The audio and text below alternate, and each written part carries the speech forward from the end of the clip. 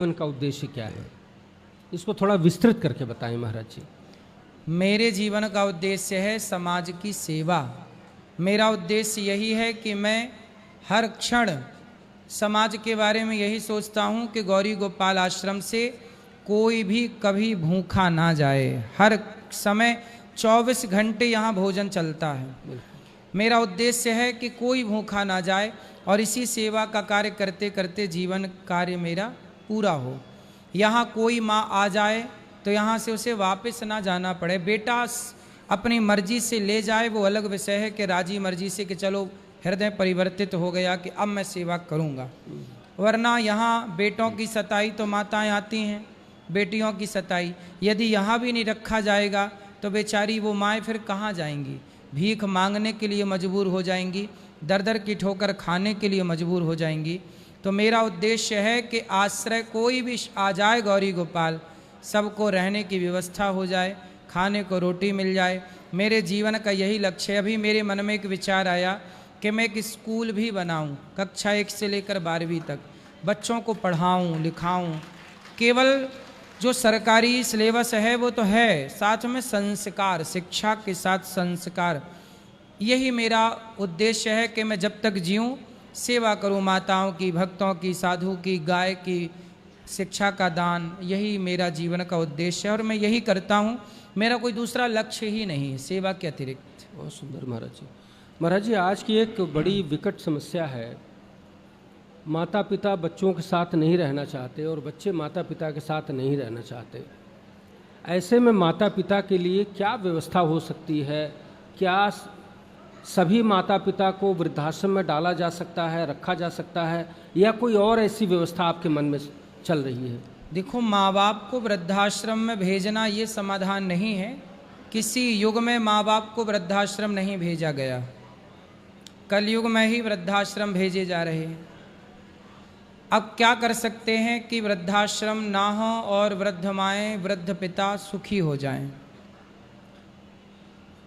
अब इसके पीछे पूरा सनातन धर्म को जानना पड़ेगा, व्यवस्थाएं जाननी पड़ेंगी हमारे सनातन धर्म की। हमारे यहाँ 4 आश्रम हैं, ब्रह्मचर्य, गृहस्थ, वानप्रस्थ और सन्यास। आप अपने बेटे का विवाह करो और बेटे का विवाह करके आप अपनी गृहस्थी से मुक्त हो गए, ये समझ लो। जब आपकी आयु 50 साल की हो तब आपको बेटे का ब्याह इत्यादि करके आपको भ्रमण में निकल जाना चाहिए। पहले के लोग वानप्रस्थ आश्रम का पालन करते थे, संतों के पास जाना, सत्संग करना, कथाएं सुनना, तीर्थों का भ्रमण करना, भक्ति करना। अब आजकल क्या है ना, बूढ़े बूढ़े माँ बाप भी बच्चों से अटैच होते हैं। भाई बच्चे तो लात मार रहे हैं, बच्चे माँ बाप को स्वीकार नहीं कर रहे हैं, पर माँ बाप की मनस्थिति ऐसी है कि उनसे पुत्र का मोह नहीं छूटता। लातें बातें सुन सुन के भी माँ बाप बच्चों के पीछे भागते रहते हैं, मेरा बेटा, मेरी बेटी, मेरा बेटा। यदि माँ बाप अपने बेटों का मोह त्याग दें और कुछ संपत्ति बेटों को देकर, कुछ संपत्ति अपने पास रखकर और तीर्थ यात्रा करें, तीर्थों का भ्रमण करें, अपने हाथ पांव चलते चलते जीते जी सारे अच्छे कार्य करें, तो अपने आप उनके मन में पुत्र के प्रति वैराग्य हो जाएगा सत्संग से, फिर मोह होगा ही नहीं। आज पूरा दोष किसका है? बुढ़ापे में ऐसा है कि माँ बाप की भी गलती ये हो रही है कि माँ बाप अपने बच्चों को संस्कार नहीं दे पा रहे हैं। आजकल गलती केवल बच्चों की है, मुझे ऐसा नहीं लगता, गलती माँ बाप की भी है। माँ बाप की क्या गलती है? जब बच्चा छोटा होता है, 5 साल का, 8 साल का, 10 साल का, हर बेटा अपनी माँ से बहुत प्यार करता है। 5 साल का बच्चा खूब प्यार करता है, माँ की छाती से चिपक के सोता है, माँ के बिना नहीं रहता। अब जब बेटा आपके साथ था, आपकी बात सुनता था, तब आपने क्या सुनाया उसे?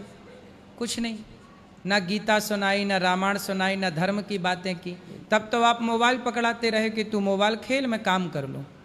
काम आपको बहुत ज़रूरी था, बच्चों को मोबाइल पकड़ा के काम। अब धीरे धीरे क्या हुआ कि वो बच्चा बड़ा होता गया और माँ से अटैचमेंट समाप्त हो गया, मोबाइल में, संसार में उसका जुड़ा हो गया, गलत संगति मिल गई। अब माँ बाप रोते हैं कि बेटा सुनता नहीं। सवाल है कि जब सुनता था आपका बच्चा, तब आपने क्या सुनाया? जब नहीं सुनता तब आप रोते हैं कि सुनता नहीं।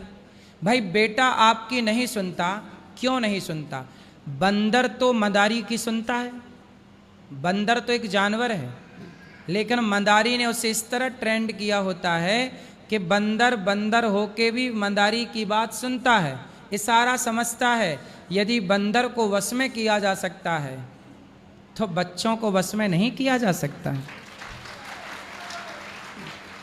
गलती माँ बाप की भी होती है।